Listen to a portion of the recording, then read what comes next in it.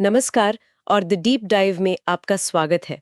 आज हम एक ऐसे टॉपिक पर बात करने वाले हैं जो शायद हम सबकी जिंदगी का हिस्सा है, पब्लिक स्पीकिंग का डर। वो पेट में होने वाली गड़बड़ जब आपको स्टेज पर बुलाया जाता है, या वो मीटिंग जिसमें आपके पास बेहतरीन आइडिया तो है पर आवाज कांप रही है। और ये डर बहुत असली है। लेकिन आज हम जिस सोर्स को डिकोड कर रहे हैं, ब्रायन लुमास की प्रेजेंटेशन फिलॉसफी पर आधारित एक वीडियो स्क्रिप्ट जिसका टाइटल है successful presentations get brilliant results fast. वो कहता है कि ये डर टैलेंट की कमी से नहीं बल्कि सही सिस्टम न होने की वजह से आता है। यही बात मुझे सबसे ज्यादा दिलचस्प लगी कि शानदार स्पीकर्स पैदा नहीं होते, उन्हें ट्रेन किया जाता है। ये कोई जादू नहीं है, एक स्किल है जिसे कोई भी सीख सकता है। और आज हम उसी सिस्टम की गहराइयों में उतरने वाले हैं ताकि औसत कम्युनिकेशन से ऊपर उठकर एक मजबूत पहचान बनाई जा सके। तो चलिए इस सिस्टम को खोल कर देखते हैं। चलिए शुरू करते हैं। ओके, तो सोर्स के मुताबिक लोग प्रेजेंटेशन तैयार करते समय जो सबसे बड़ी गलती करते हैं वो उनके पहले सवाल में ही छिपी है। ज्यादातर लोग, और सच कहूं तो मैं भी ऐसा करती थी, तैयारी शुरू करते हुए खुद से पूछते हैं मैं क्या बोलूंगा। बिल्कुल, और फिर 50 स्लाइड्स की एक लिस्ट बन जाती है। हाँ, और सोर्स कहता है कि यहीं पर गाड़ी पटरी से उतर जाती है। ये सवाल आपको सिर्फ जानकारी इकट्ठा करने पर फोकस करवाता है, असर पैदा करने पर नहीं। नतीजा ये होता है कि आप एक इंफॉर्मेशन डंप कर देते हैं जो किसी को याद नहीं रहता। तो सही सवाल क्या है फिर? सही सवाल ये होना चाहिए, इस प्रेजेंटेशन के बाद मैं चाहता हूं कि लोग क्या करें। मतलब फोकस क्या बोलना है से हटकर। हाँ बिल्कुल, उसे हटाकर क्या करवाना है पर होना चाहिए। ये तो पूरा नजरिया ही बदल देता है। इसका मतलब है कि आपकी हर स्लाइड, हर शब्द, हर कहानी का एक मकसद होना चाहिए, उस एक एक्शन को करवाना। एग्जैक्टली। जब आपका एंड गोल यानी नतीजा बिल्कुल क्लियर होता है तो आत्मविश्वास अपने आप आ जाता है। आपको पता होता है कि आप कहां जा रहे हैं। बिना लक्ष्य के आपकी प्रेजेंटेशन एक ऐसी नाव की तरह है जिसमें कोई पतवार नहीं है। सोर्स में इसके लिए कोई प्रैक्टिकल एक्सरसाइज है? हाँ, एक बेहतरीन एक्सरसाइज है। अगली बार पावर पॉइंट खोलने से भी पहले एक कागज पर सिर्फ एक लाइन लिखें, इस प्रेजेंटेशन के बाद मैं चाहता हूं कि मेरे दर्शक करें।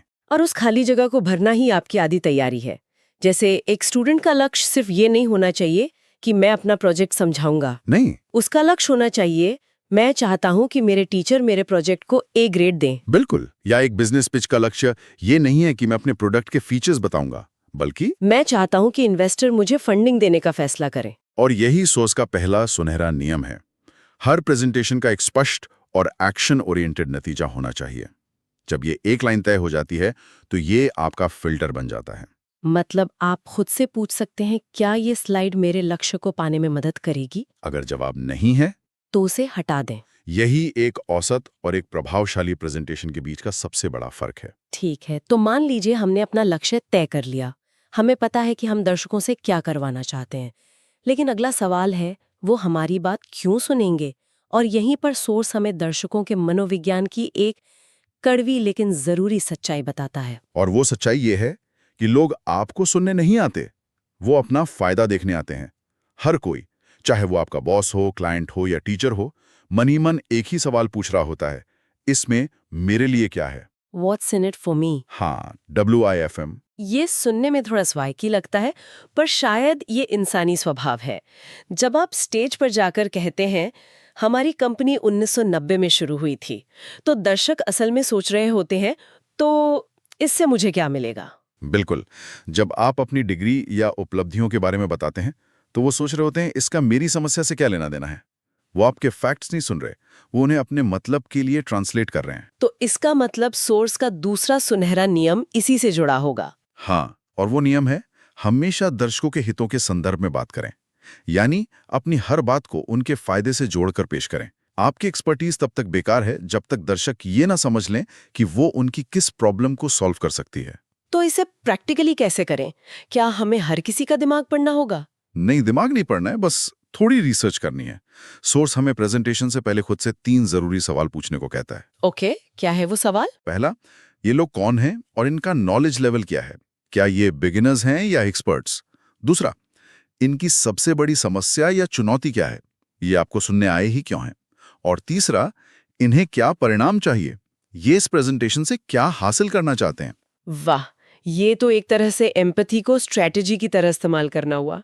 अगर इन 3 सवालों का जवाब आपके पास है तो आप अंदाजा नहीं लगा रहे हैं, आप सीधे उनकी जरूरत पर बात कर रहे हैं। बिल्कुल, आपका मैसेज सीधा उनके दिमाग में उतरेगा क्योंकि वो उनके मतलब का होगा।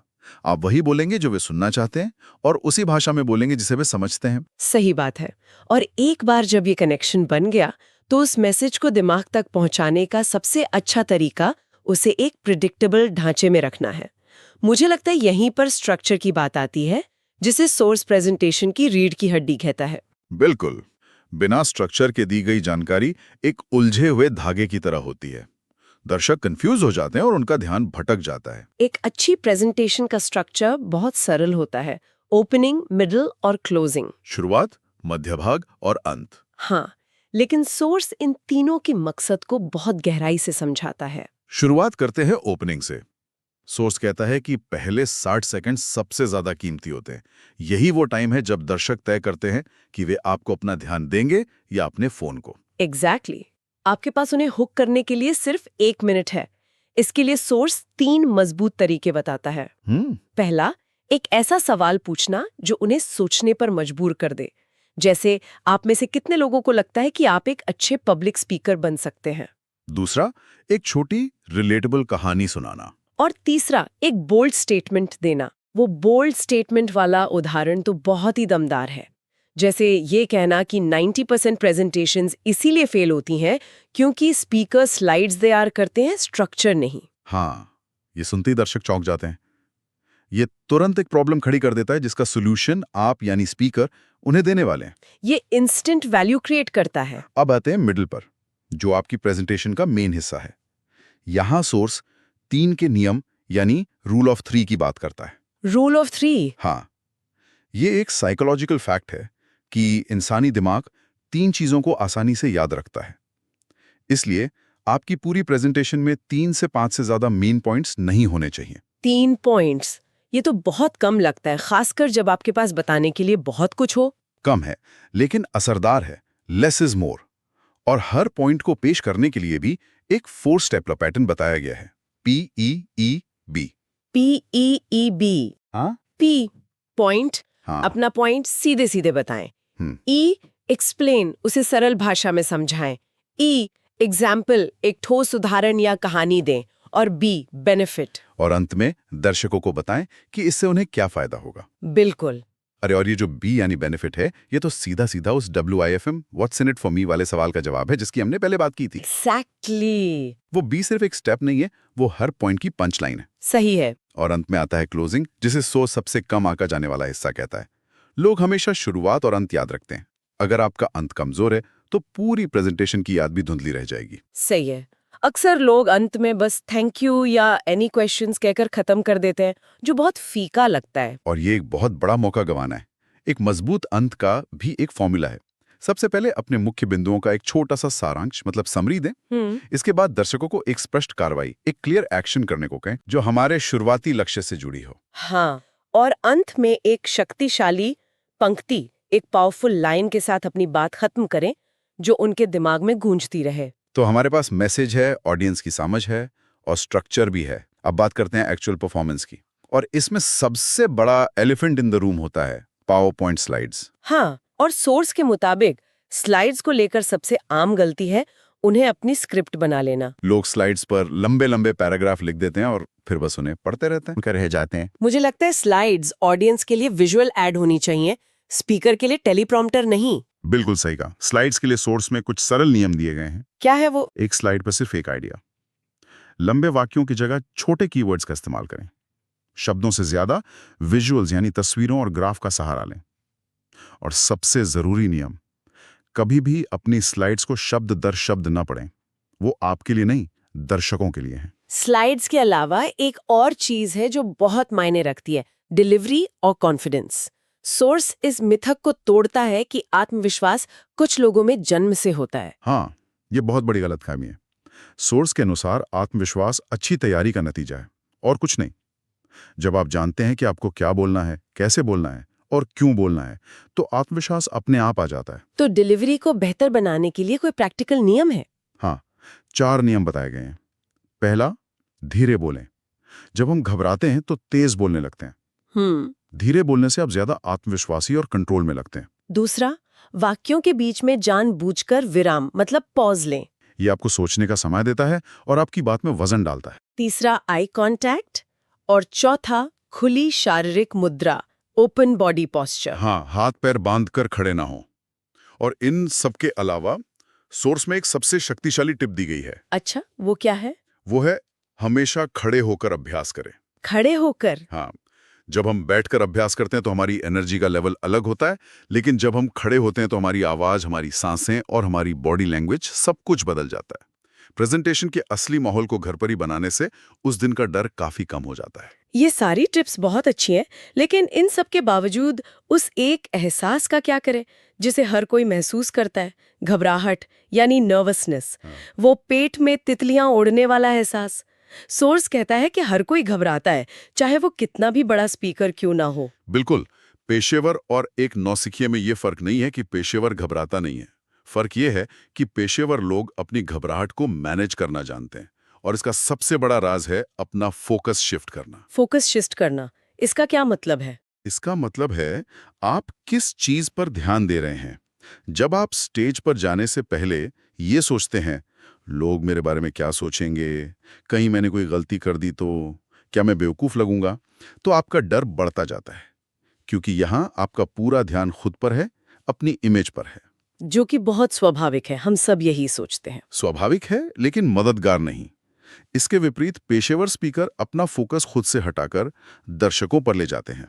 वो सोचते हैं, मैं इन लोगों की मदद कैसे कर सकता हूं, मैं इन्हें ऐसी क्या वैल्यू दे सकता हूं जिससे इनकी कोई समस्या हल हो या इनकी जिंदगी थोड़ी बेहतर हो। क्या बात है! मतलब आप अपने दिमाग में चल रहे सवाल को ही बदल रहे हैं। मैं कैसा दिख रहा हूं से मैं कैसे मदद कर सकता हूं। हाँ, एक सवाल घबराहट पैदा करता है और दूसरा मकसद। एग्जैक्टली। जब आपका इरादा दर्शकों की सेवा करना होता है तो आपकी अपनी चिंताएं छोटी लगने लगती हैं। आपका मैसेज आपके डर से बड़ा हो जाता है, और यही घबराहट से निपटने का सबसे गहरा और सबसे प्रभावी तरीका है। अपने संदेश पर ध्यान केंद्रित करें, खुद पर नहीं। तो इस पूरी चर्चा को अगर हम समेटें तो सोर्स का मुख्य सार यही है कि प्रेजेंटेशन कोई रहस्यमयी कला नहीं है, ये एक सीखा जा सकने वाला सिस्टम है, एक ऐसा कौशल जिसे कोई भी विकसित कर सकता है अगर वो सही स्टेप्स फॉलो करे। बिल्कुल। अगर आप ध्यान दें तो ये सारे नियम एक ही जगह आकर मिलते हैं, स्पष्टता और सहानुभूति पर। नतीजा तय करना दर्शकों के समय के प्रति सहानुभूति है, उनके फायदे की बात करना उनके लक्ष्यों के प्रति सहानुभूति है, और एक सरल स्ट्रक्चर उनके दिमाग पर बोझ न डालने की सहानुभूति है। हाँ, ये सिस्टम तकनीक से ज्यादा मनोविज्ञान का है। और इन सब के केंद्र में सोर्स की वो सबसे शक्तिशाली लाइन है जो मुझे लगता है हर किसी को याद रखनी चाहिए। Clarity creates confidence. हाँ, स्पष्टता से आत्मविश्वास पैदा होता है। जब आप अपने लक्ष्य, अपने दर्शकों और अपने संदेश को लेकर बिल्कुल साफ होते हैं तो डर की कोई जगह ही नहीं बचती। और यहाँ एक और दिलचस्प बात है। सोर्स का अंत, जिसे चैनल पावर क्लोज कहा गया है, वो खुद अपने ही सिखाए गए सिद्धांतों का एक बेहतरीन उदाहरण है। अच्छा, वो कैसे? ध्यान दीजिए, अंत में वो दर्शकों को एक स्पष्ट कार्रवाई करने को कहता है, सब्सक्राइब करो, और फिर एक शक्तिशाली अंतिम विचार देता है। ब्रिलियंट स्पीकर्स बॉर्न नहीं होते, ट्रेंड होते हैं। हाँ, ये एक मेटा उदाहरण है जो दिखाता है कि ये सिद्धांत असल में कितने प्रभावी हैं। वो जो सिखा रहा है उसे खुद करके दिखा रहा है। यह एक बेहतरीन अवलोकन है।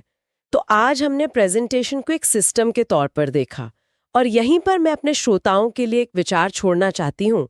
अगर बोलना, जिसे अक्सर एक जन्मजात प्रतिभा माना जाता है, उसे एक सिस्टम से सीखा और सुधारा जा सकता है, तो हमारे जीवन के और कौन से क्षेत्र हैं जिन्हें हम टैलेंट या किस्मत की बात मानकर सुधारने की कोशिश ही नहीं करते, जबकि उन्हें भी एक सही सिस्टम से बेहतर बनाया जा सकता है।